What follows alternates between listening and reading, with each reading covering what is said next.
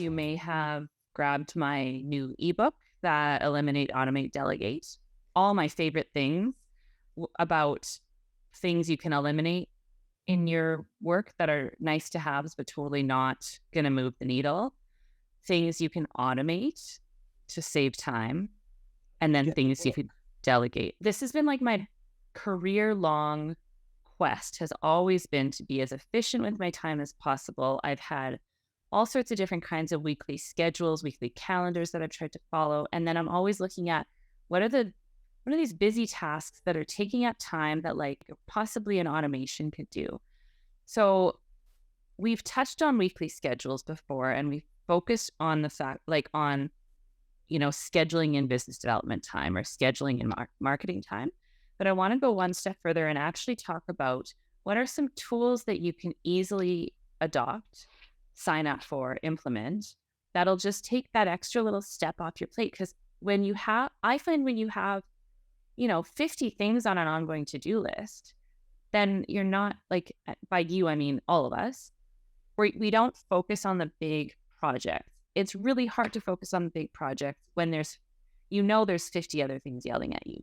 And they could be as simple as send this email, right? But every one of those things takes brain space and clutters your focus.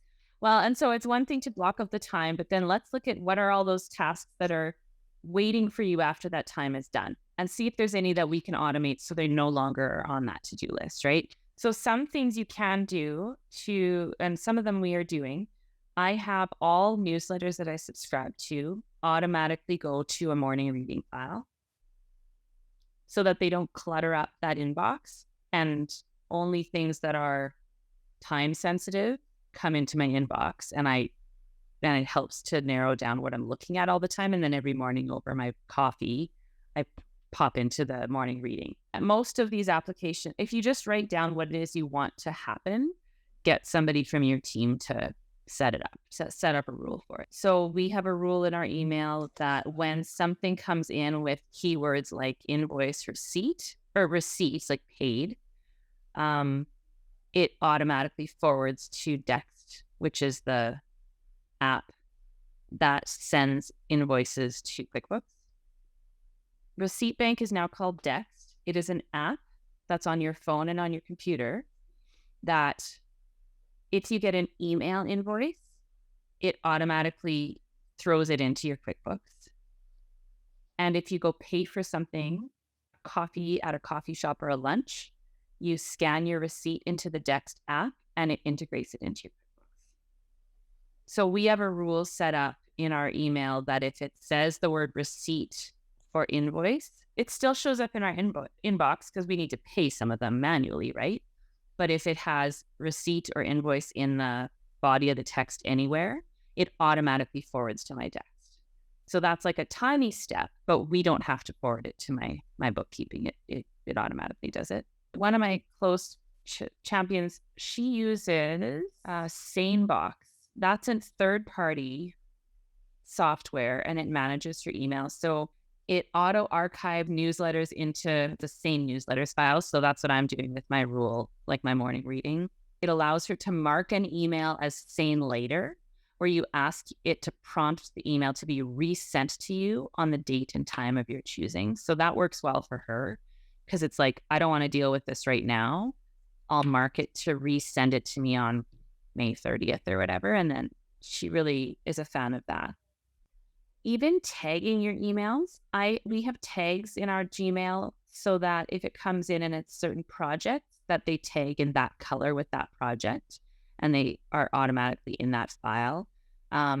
Or tags that if it's like a speaking opportunity, it's flagged as speaking and Sabrina knows that she should reply to that one, like just to have a bit of a visual on it.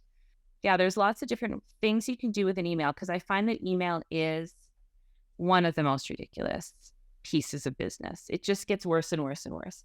And I've had clients when they have that feeling that they're always feeling like they have to respond immediately, and they've trained their clients and coworkers that they will, or they've set up the expectation that people will hear from them right away.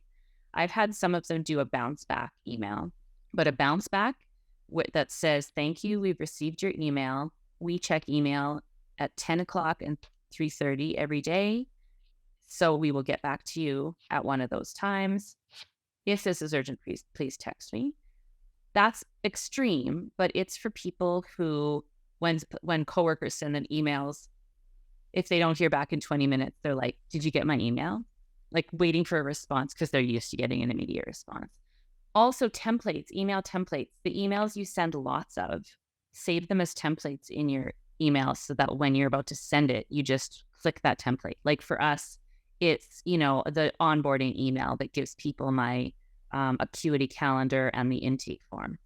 Or when somebody has requested my coaching package, that email is a template. So you grab the template, then you customize it for that person, but you're not retyping the same thing that you have typed a million times. It's time to go, but each of you try to take 2 things that you will automate or set up in a different way so you don't have to touch it. It makes things more streamlined for you.